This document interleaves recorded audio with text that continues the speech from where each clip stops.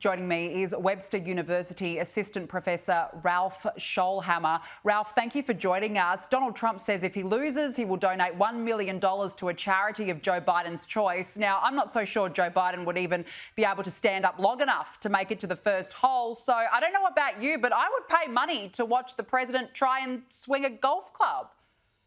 Well, thanks, Danica. It's great to be on with you. Well, I guess I would pay money too, but I remember, I think last summer we all saw Joe Biden trying to ride a bike, and that didn't go particularly well.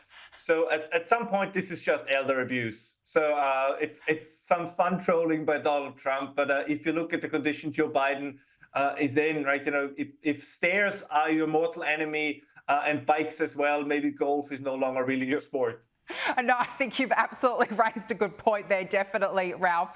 Now, look, let's talk about the situation in France where, of course, riots and violence have erupted after the far left defeated the far right in an election shock. Ralph, what have the French actually voted for here? Well, defeated is a tricky term. Now, you're correct when it comes to parliamentary seats that have been defeated.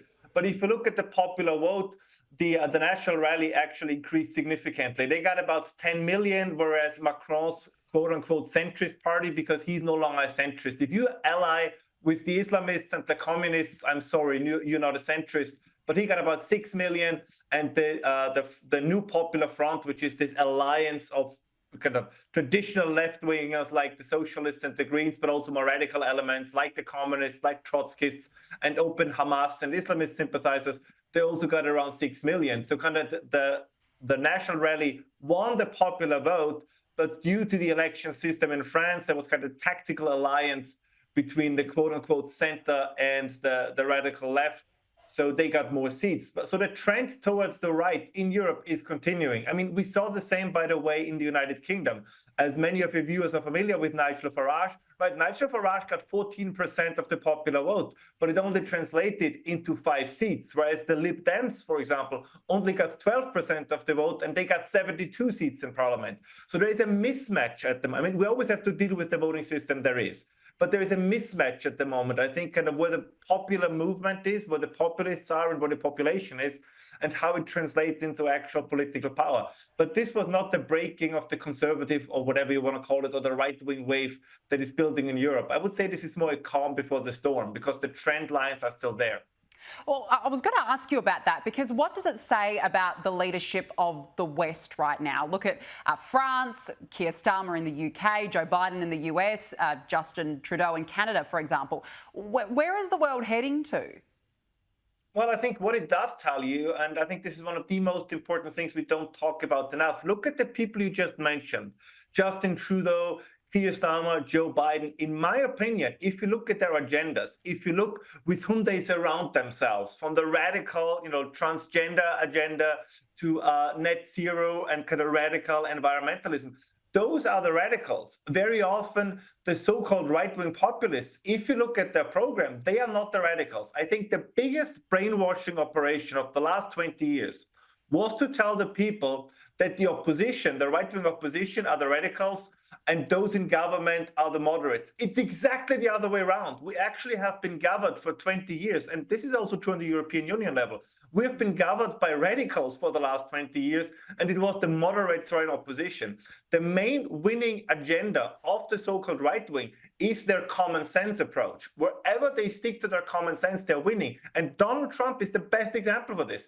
Look at the current Republican platform. Look at their programs. Look at the way he carried himself during the debate. Donald Trump is not a radical. I don't care that the New Republic had him as Hitler on their cover. This is all they have. Again, they do the same thing. It's moderate positions, but they say, you're Hitler anyways. And unfortunately, which is nobody's fault, but very often, this still works with the electorate, because most people don't have the time to engage with politics all the time like you and I. So if the mainstream media constantly tells you these guys are like Hitler, you assume, well, if the media says so, it's probably true. But I think we gradually see people realizing the media lies to you. And the best evidence we have for this is, just remember, we've been told for 4 years that Joe Biden is the fittest, smartest, most brilliant man ever to occupy the White House. We all know now that this was a lie, that it was visible for everyone who had eyes to see.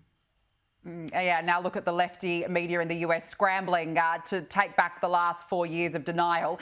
Now, Quebec-based journalist Alexandra Lavoie has posted this video on immigration growth in Paris. She says Paris is now almost unrecognisable.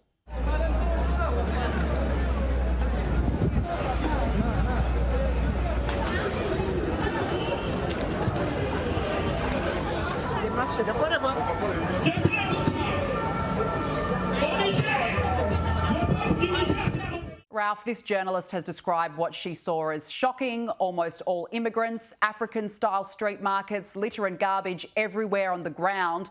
Will this get worse under the far left? I mean, if you look at what's the program of Jean-Luc Mélenchon, like one of the more radical members of the French Left Alliance, was saying, they are talking about granting refugee status to so-called climate refugees, which we can talk in greater detail. I think is a bollocks term, but that's besides the point. And according to the UN, there's about 1.2 billion climate refugees already in the world. So good luck for France to take in 1.2 billion refugees. You will no longer, you will have a place on the map that is called France, but there will no longer be a French nation. Ralph Scholhammer, we have to leave it there. Thank you very much for joining us this evening.